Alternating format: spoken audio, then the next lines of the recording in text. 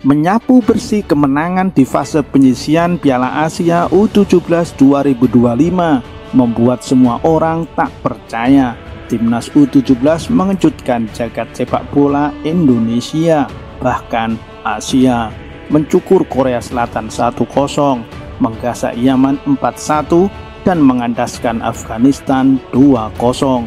Capaian ini lantas secara spontan membumbungkan angan, akankah Timnas Indonesia mencapai final? Ataukah tidak hanya itu, Indonesia akan menjadi juara di Piala Asia U17 2025.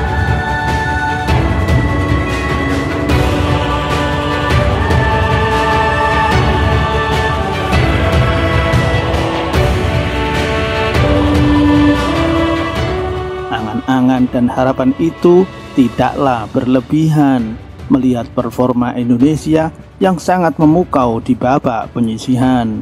Namun bola itu bundar. Apa yang ada di kertas belum tentu terjadi di realitas. Bagaimanakah kans atau peluang Indonesia di Piala Asia 2025 kini? Yuk kita bahas berdasarkan fakta dan data.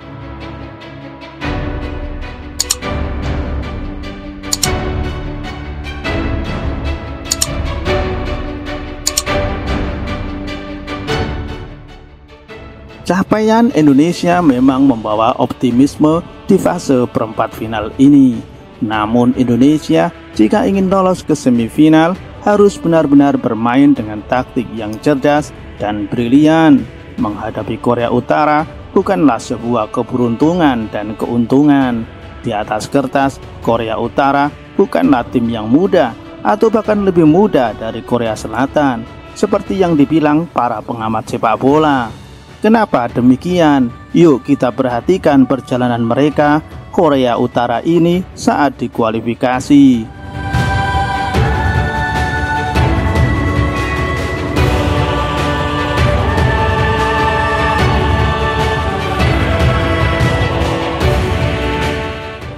Korea Utara berada di grup A, grup yang sangat kompetitif. Namun dari 4 match, Korut menyapu bersih semua kemenangan dengan 12 poin. Korut lolos sebagai juara grup, sementara Indonesia yang berada di grup G lolos sebagai runner-up dan menjadi runner-up terbaik ketiga.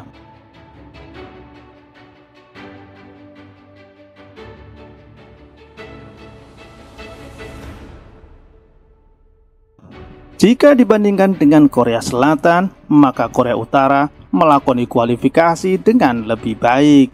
Meskipun sama-sama lolos sebagai pemuncak klasemen, namun Korea Selatan hanya menang 3 kali dan sekali seri. Berbeda dengan Korut yang mampu menyapu bersih semua pertandingan dengan kemenangan. Kemenangan Timnas Garuda U17 1-0 atas Timnas Korea Selatan lalu adalah capaian dan perjuangan dengan taktik yang sangat berat. Korea Selatan banyak mendapatkan peluang, namun belum sampai tercipta gol. Namun sekali lagi, pertahanan Indonesia sangatlah kuat. Hingga akhirnya, Timnas Indonesia mendapatkan sedikit keberuntungan dengan insiden handball pemain Korea Selatan, sehingga Timnas Garuda mendapatkan gol.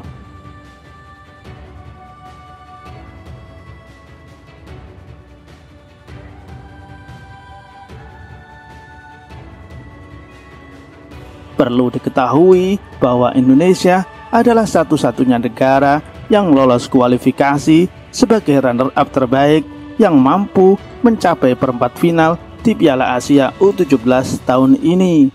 Semua runner-up terbaik di fase kualifikasi tumbang di fase penyisihan. Walhasil, yang dihadapi Indonesia di perempat final adalah negara-negara juara grup di fase kualifikasi.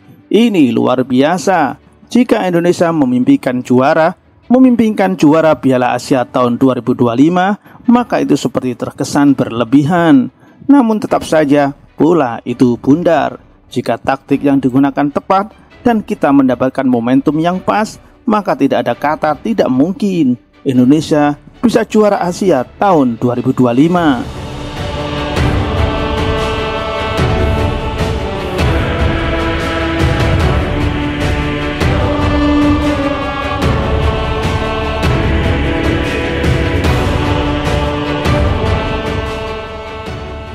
Tentu saja tidak hanya kemenangan atau perjalanan kualifikasi dalam menakar peluang timnas Indonesia di kompetisi tingkat Asia ini, namun juga performa permainan tim, baik secara individu maupun secara kolektif.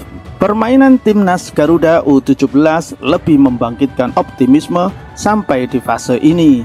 Pendekatan yang dibangun Coach Nova Arianto baik di lapangan maupun di luar lapangan sangat berdampak positif.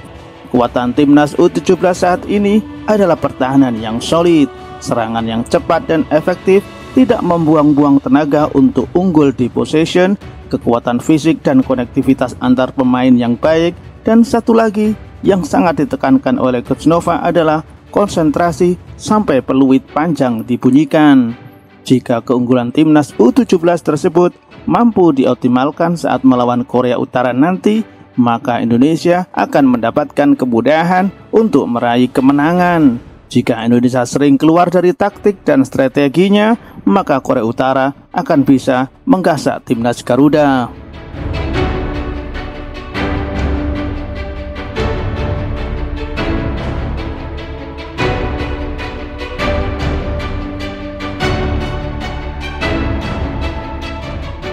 Indonesia U17 harus waspada dengan strategi yang dibangun Korea Utara selama ini. Dari 3 pertandingan terakhir, Korea Utara selalu menggunakan formasi defaultnya, yaitu 4-4-2. Permainan mereka sangat cair dan fleksibel. Mereka build up serangan dari short pass dengan kiper dan 4 defendernya. Kemudian ada 2 jangkar di tengah lapangan. 4 pemain penyerang sangat fleksibel.